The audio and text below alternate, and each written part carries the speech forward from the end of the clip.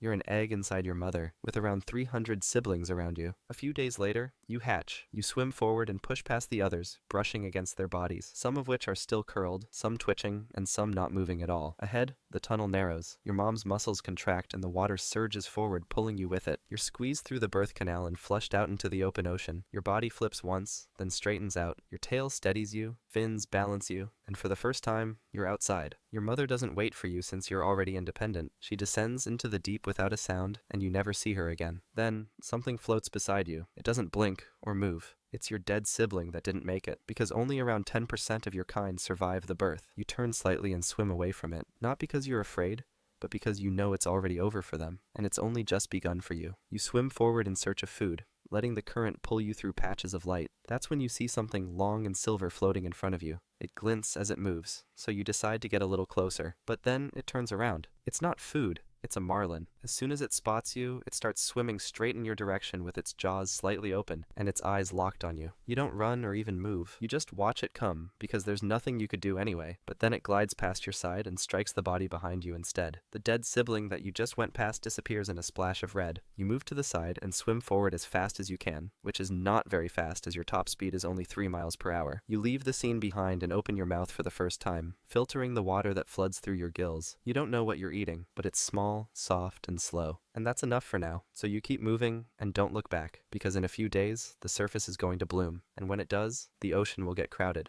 You're 1 month old now. In the time since birth, you've grown to nearly 2 feet long, but you're still small enough to vanish in a shadow. You stay close to the surface, riding the current and feeding almost constantly. Your mouth stays open as you move, filtering thousands of tiny organisms with every beat of your tail. You don't chase, you don't attack. You just move through the water and let it feed you. Most of your siblings are already gone, picked off by predators, or too slow to keep up. You haven't seen another one in days, but something's changing in the water around you, because you're nearing the bloom. And this time, you're not going to be the only one feeding. The coral starts spawning all at once. It begins as a light haze in the water, then thickens until everything turns cloudy. You swim straight through it with your mouth open, dragging a curtain of eggs and larvae across your gills. The food is everywhere, and for a moment it feels endless. Then, the others arrive. Small fish dart in first, ripping through the cloud with open jaws. Behind them, tuna and jacks strike in wide bursts. Then reef sharks appear, scattering the schools and driving them into tighter packs. You stay low and keep filtering, but you're not the only whale shark here. One rises from below. It's bigger and older, nearly twice your size. It doesn't slow when it passes. It just pushes the water aside like you're not even there. You rise into the bloom,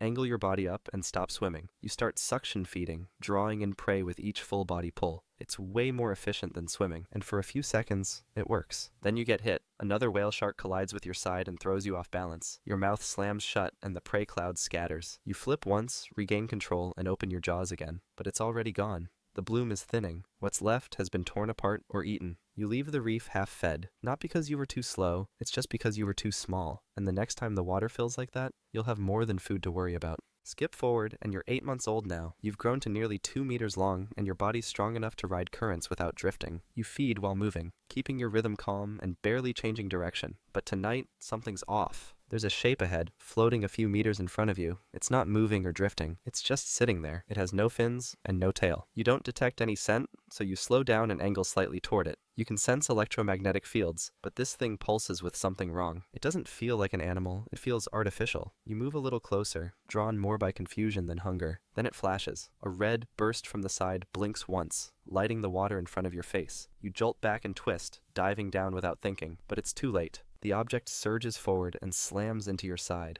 and a thin point drives into the flesh behind your gills. It's not a bite or a tear, just a single puncture. You flinch and spiral, but the thing doesn't follow. It drops away, disappearing as fast as it came. The pain doesn't stop. You keep diving until the light fades above you and the pressure builds below. The hook stays in. It doesn't bleed, and you can't really reach it and take it out. So you rest deeper than normal for the next few days, avoiding the surface and avoiding anything that you could encounter. When you finally rise again, you feed slower and make sure to steer wide around shadows. You don't know what it was, but it knows where you are now, and it's not the last one you'll see. You're 2 years old now and just over 3 meters long. You've been roaming further lately, because the upper water's too crowded and you can't catch food so easily. Swarms of smaller fish weave between the light. A turtle floats above you without moving its fins. You pass underneath it without changing course, not looking for anything specific, just holding your path and keeping your distance. Then something hits you from the left. You don't see it coming, only feel the flash of movement and then the pressure. A sharp contact slams against your flank, then drags backward.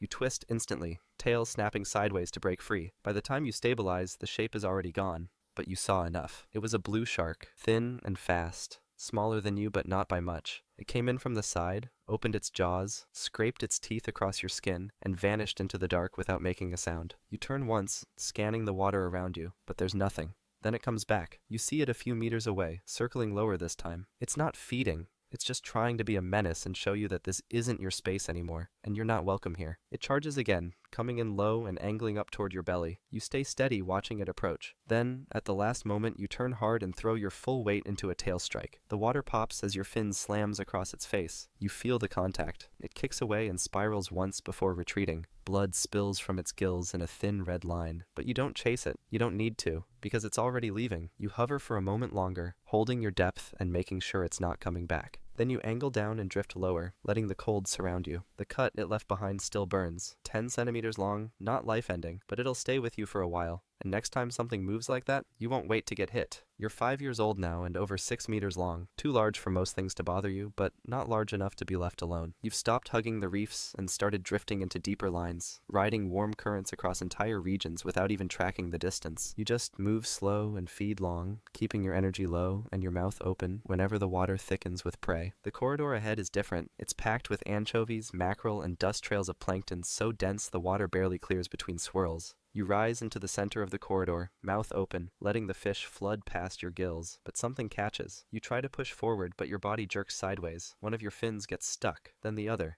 You've hit a net. It's stretched tight across the water column, nearly invisible. You twist once and feel the tension pull across your back. You freeze. Then the water shifts. Shadows move around the edge of the school and come straight in your direction. It's the killer whale mafia. They circle slowly at first. One nudges the net, another pulls at it with its teeth. They're not confused. They're testing it. Then one yanks the top corner, and another slams into the middle. The lines snap. You kick once, find a gap, and break through, but they follow. One orca closes on your tail, but you don't run. You already know what to do. You pivot and throw your weight sideways. Your tail slams against its face. It flinches and falls back. The rest slow down. You drift lower and don't look back. They weren't there for the net. They were there for you. Skip forward a bit, and you're 30 years old now. You've stopped chasing dense blooms and started tracking something else entirely. The water carries a signal you've never followed before. It's weak and very faint, but consistent enough to pull you forward. It's not the smell of prey. It's something older, something meant for your kind. You follow it across open water until everything around you turns still. That's when you see her. She's ahead and slightly below, her body much larger than yours. She moves just enough to stay upright, as if the ocean is doing most of the work for her. You don't veer off or rise above. You just move in alongside,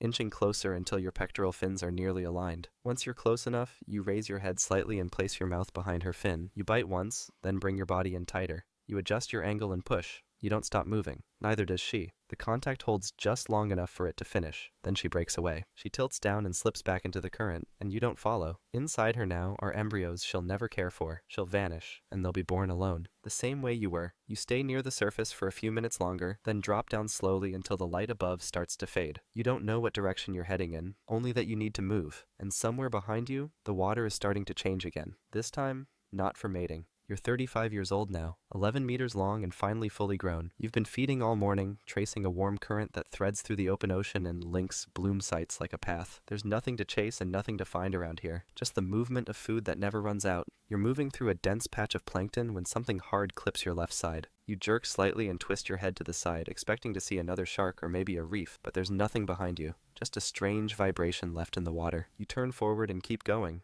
But then the current shifts. The water around you folds in and pulls out, like something just shoved it from above. You look up, and that's when you see it. A shadow drops straight down the center of the corridor. It's massive, made out of steel. You start to descend, but it's already over your head. The shape doesn't slow or turn. It cuts through the plankton cloud like it's not even there. You try to dive harder, but the water pins you in place. The hull slams into your head just behind your eyes and knocks your entire body sideways. You flip once, then twice. Your tail folds, and your mouth stays open. Then, everything goes dark. You sink without fighting it. The ship doesn't even stop because no one aboard saw what happened. An hour later, you hit the sand, upside down and half buried on impact. Your gills still faintly pulse once, then go still. By night, the first tiger shark arrives and takes a bite from your side. By morning, your skin is peeling in strips. And by the third day, only your cartilage remains. And this is how most whale sharks die. Not from teeth or age or hunger, but from ships moving too fast through feeding zones. No one reports it, because when you're hit, you sink, and the ocean swallows the evidence. Life as a whale shark might be rough, but